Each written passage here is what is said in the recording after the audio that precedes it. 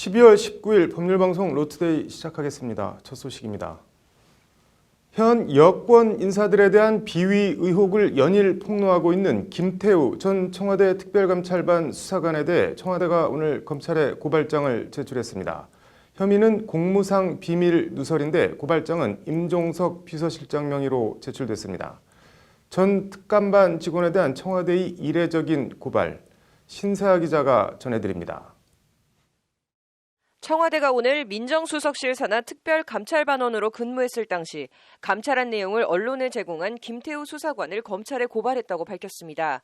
김의겸 청와대 대변인은 오늘 기자들에게 문자를 보내 오늘 오전 11시 14분 김태우 전 특별감찰반 파견 직원에 대해 공무상 비밀누설 혐의로 서울중앙지검에 고발장을 제출했다. 고발장은 임종석 비서실장 명의로 제출했다고 밝혔습니다. 김 수사관은 특별감찰반 재직 당시인 지난달 초 경찰청을 찾아가 지인이 연루된 사건의 수사 정보를 사적으로 알아봤다가 청와대 감찰을 받고 검찰에 원대복귀 조치됐습니다. 이에 김 수사관은 자신이 우윤근 러시아 대사 등 여권 고위 인사와 관련한 비위 의혹 첩보를 보고한 것 때문에 부당하게 징계를 받았다는 취지의 주장을 폈습니다. 조국 민정수석과 임종석 비서실장이 순차적으로 관련 보고를 받았는데 우 대사에 대한 적절한 조치 없이 오히려 자신이 감찰 대상이 됐다는 것이 김 수사관의 주장입니다.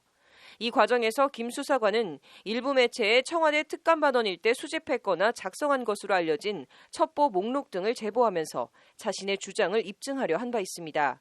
청와대는 김 수사관이 근거가 없거나 사실과 다른 주장을 펼치며 언론 플레이를 하고 있다고 격앙된 반응을 보였습니다. 이와 관련 김의겸 대변인은 지난 17일 브리핑에서 김태우 수사관의 행위는 형사처벌 대상이므로 법적 조치도 강구하겠다. 할 수 있는 최대한의 조치를 하겠다고 말했습니다.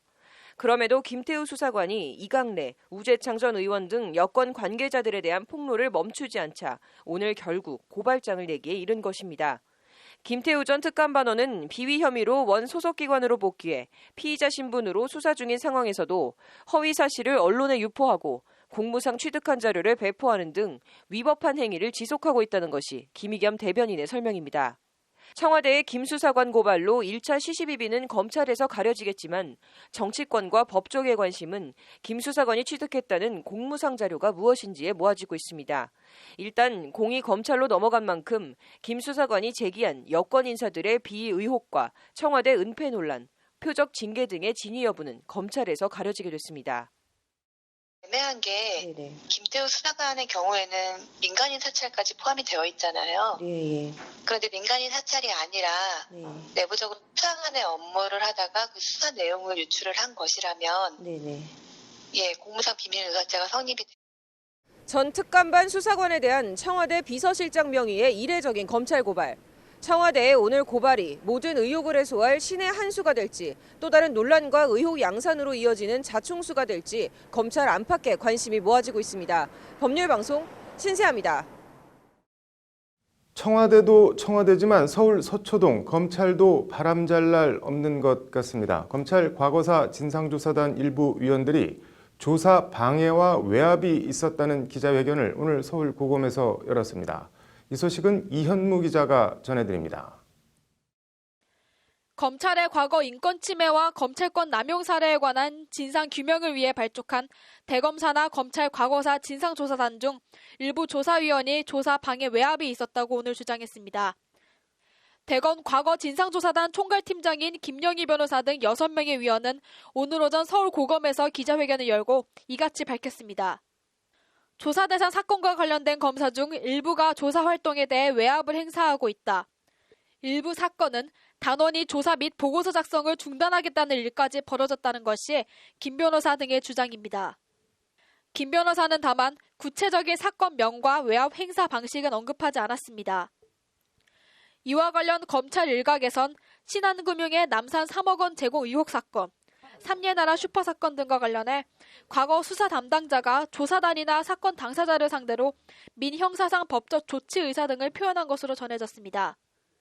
지난 12월 발족한 진상조사단은 그동안 김학의 전 법무차관 성접대 사건, PD수청 광우병 보도 사건, 유호성 씨 간첩 증거 조사 사건, 고 장재하 씨 성접대 사건 등에 대한 진상조사 활동을 벌여왔습니다. 올해 말로 과거사의 활동 기한이 종료되는 가운데 김영희 변호사 등은 문무일 검찰총장에 조사 활동을 흔드는 검찰 내부 구성원에 대한 엄중 조처와 조사단 활동 기한 3개월 이상 연장을 촉구했습니다. 검찰 과거사위원회 활동 기간은 추가 연장이 이뤄지지 않으면 올해 말로 종료됩니다. 법률방송 이현무입니다. 평소 알고 지내던 남성이 하도 성적으로 수치심을 일으키는 문자를 보내와서 고소를 했더니 그런 문자를 보낼 만한 사이다, 내연 관계임을 입증하겠다며 이 여성의 나체가 찍힌 사진을 검찰에 제출했습니다. 그 뒤에 어떤 일이 벌어졌을까요? 황당한 나체 사진 수사와 검찰 불기소 처분. 김태현 기자가 관련 내용을 단독으로 취재했습니다. 47살 이모 씨는 평소 알고 지내던 60살 문모 씨로부터 지난 2016년 차마 입에 담을 수 없는 문자를 지속적으로 받았습니다. 내용은 전부 원색적인 막말로 성적으로 비하하거나 성적 수치심을 일으키는 내용들입니다. 이에 이 씨는 문자를 보낸 문 씨를 성폭력 처벌법으로 처벌해달라며 고소했습니다.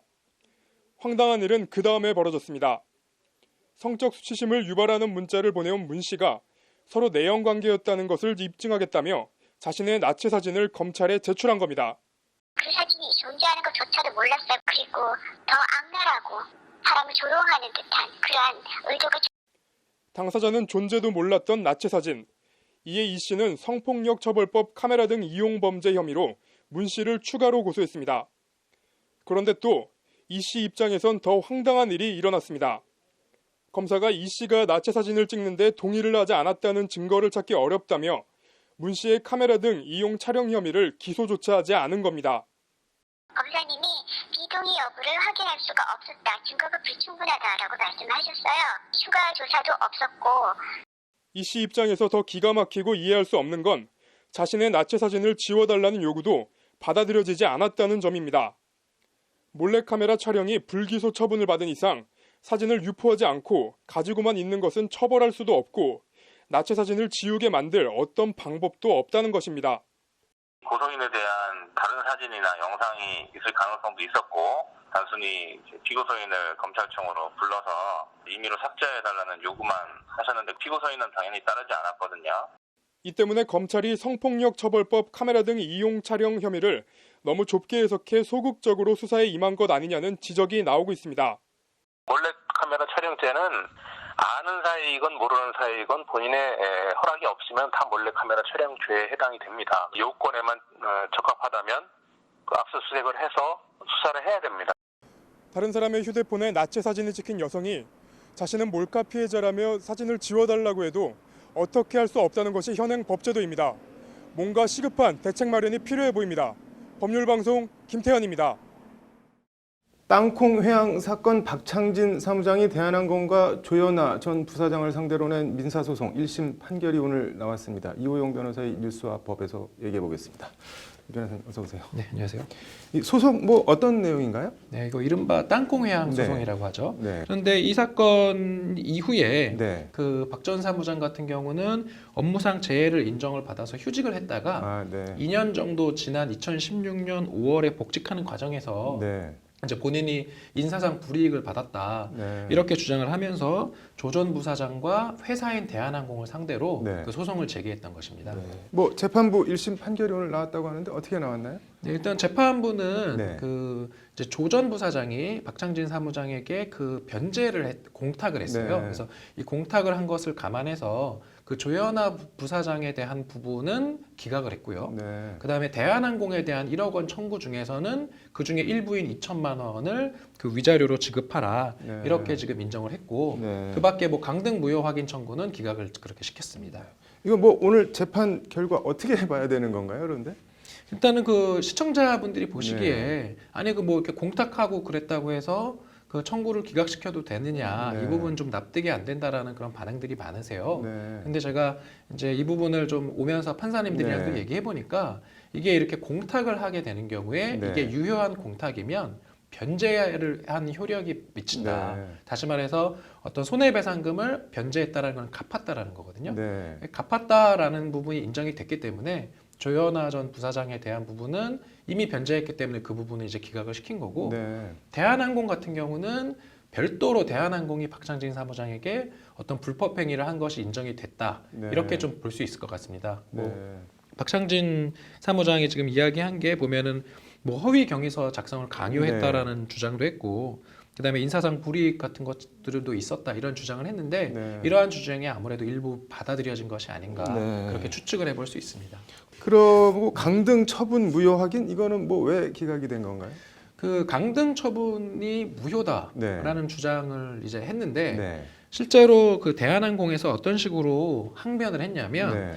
그 박 전 사무장이 이제 강등 처분된 거는 본인들이 일부러 그런 게 아니라 그 박 전 사무장이 복직 후에 네. 이제 평가를 한번 해봤는데 그 전에 복직을 하기 전인 2014년 3월에 그 한글 영어 방송 능력 평가라는 걸 회사에서 네. 했었는데 거기에서 낮은 평가를 받았기 때문이다라고 네. 이제 항변을 했는데 이 부분이 좀 받아들여진 것 같습니다. 통상 뭐 이런 손해배상 위자료 소송에서는 뭐를 어떻게 준비하는 게 제일 중요한가요? 일단 위자료라는 거는 네. 그 정신적 고통에 대한 그 손해를 네. 금전으로 배상한다라는 거거든요. 네. 그렇다고 한다면은 위자료를 그 산정하는데 가장 중요한 것은 그 피해를 입은 당사자가 네. 얼만큼의 정신적 고통을 입었을지를 네. 증명을 할 수 있는 자료들을 많이 내는 게 중요합니다. 네. 뭐 예를 들어서 본인이 뭐 정신과 치료를 받은 내역이 있다든지 네. 이런 것들을 좀 이제 착실하게 준비를 해서 제출을 하면 아무래도 위자료 액수가 올라가는 경향이 있고요. 네. 또는 사회적인 파장이 되게 큰 사건 같은 경우도 네. 보면은 당사자의 어떤 정신적 고통이 되게 심대하다라고 볼 여지가 있어서 네. 실제로 위자료가 2천만 원 정도 인정이 된 거는 네. 사실 상당히 큰 금액이라고 할 수 있습니다. 네. 뭐 그게 얼마가 됐든 법원 갈 일은 없었으면 좋겠네요. 네, 오늘 잘 들었습니다. 다음 소식입니다.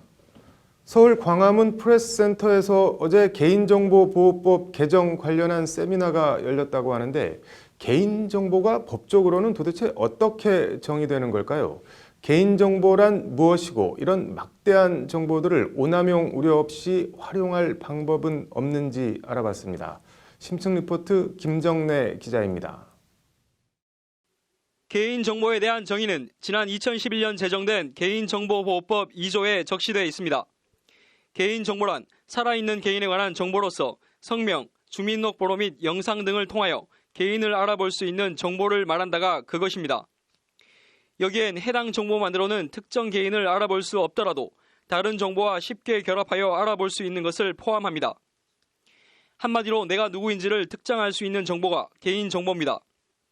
해당 법은 개인의 자유와 권리 보호, 개인의 존엄과 가치 구현에 개인정보 보호가 필수 불가결한 요소임을 명확히 하고 있습니다. 개인정보는 이렇게 그동안 철저한 보호의 대상으로만 여겨져 온 측면이 큽니다.